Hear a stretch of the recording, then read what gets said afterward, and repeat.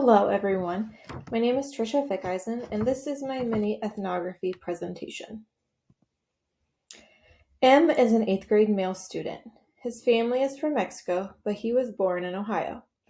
As a child, he grew up speaking Spanish at home with no English exposure until he entered preschool at 4 years old. At home, both languages are spoken, but his parents mostly speak in Spanish as it is their native tongue. M has a younger sister who is in 4th grade, who he helps care for in the evenings if both of his parents are working. M is a well-rounded student who plays in the band. He enjoys playing football, basketball, and video games at home. M told me that he feels his education is important. However, his GPA isn't the highest. He typically gets A's, B's, and C's on his grade card. His favorite class is English because he likes reading stories, and his least favorite classes are math and science. M enjoys being bilingual and is thankful that he has been given this opportunity. He sees the value in knowing both languages and hopes it helps him in the future. For now, he utilizes his bilingual skills to help his parents continue to learn English. M's immediate family did not immigrate to Ohio alone 14 years ago. They were accompanied by a few siblings, which means M has some cousins in school with him in surrounding grades. Twice per year, the whole family travels back to Mexico to visit other extended family members. These trips occur during the summer for 2 months and during the winter holidays for 3 weeks. The holiday trip is to celebrate Las Posadas, which is Mary's journey to Bethlehem, starting December 12th until Three Kings Day on January 6th. Eating rosca de reyes, which means king's bread, is one of his favorite activities on that day because he likes to see who will find the baby in the bread and have to make the tamales that he enjoys eating. He also has fun playing games with his family members throughout the visit. At home, M's parents speak Spanish to each other and the children. However, they allow the children to use English and try to learn from them. They watch television in English to help improve their listening skills. When they travel to Mexico, they only speak Spanish with their family members. M told me that this is when he experiences code switching. Since he is such a fluent English speaker and uses it frequently, he actually finds blanks in his Spanish language and code switches into English. At school, M and all of the other children are expected to speak in English by their teachers. Even when they were first learning English, he doesn't recall teachers permitting L1 usage, but doesn't recall feeling upset about that. The school environment for culturally and linguistically diverse students is more negative than it is positive where M goes to school.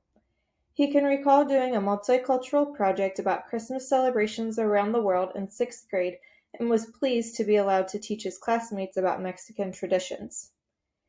He also remembers learning about the Chinese New Year in kindergarten and thought it was cool to learn about. On the other hand, the school does not have any bilingual signs hanging on the doors or the walls, and I posted 2 pictures from the building showing that. It also bothers him that when he is absent around the holidays and celebrating his heritage, there is no recognition of this with his absence. He isn't allowed special privileges for completing assignments and must turn it in within 1 week of returning to school. Finally, he wishes the school would have clubs or organizations that support diversity. I think his opinions are valid and the school could do a better job recognizing his diversity. When I conducted the classroom observation, I noticed that M was very shy in class. I saw minimal participation from him compared to his peers, and his teacher never called on him to respond involuntarily. During partner work, he participated quietly. During my observation of his ELL services as well as the interview, I noticed that he speaks through a clenched jaw and barely opens his mouth to speak. During the session, the ESL tutor helped him with missing assignments and tutored him in different subject areas. At the end of the session, they spent some time practicing vocabulary for the Ohio English Language Proficiency Assessment. Overall, I didn't think it was a very good use of their time together providing ELL services. There are several things throughout the interview and observations that I found applicable to things I learned in our class. I asked M if he ever experienced code switching and explained the concept to him and was surprised when he told me it was Spanish vocab words that he couldn't think of when he would visit his family in Mexico and that he would code switch to English. In addition, I could see how deculturalization and Americanization have impacted his family. Technically, since M was born in the United States, a big part of his culture is American culture. However, his Mexican heritage culture is slowly fading from his household. It is rather apparent from his observations about the school district that he attends a monocultural school. George Washington Middle School from Nieto seemed very similar to the signs on the doors here. M's mother described to me how some cultural and language barriers have kept them from participating in community and school activities, such as lack of skills, lack of transportation, lack of childcare, and feeling unwelcome.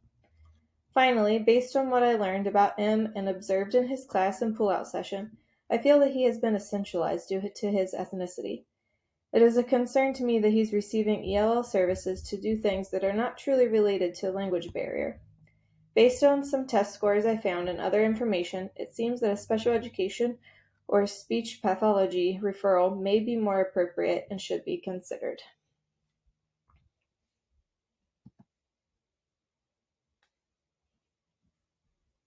Thank you for listening to my presentation.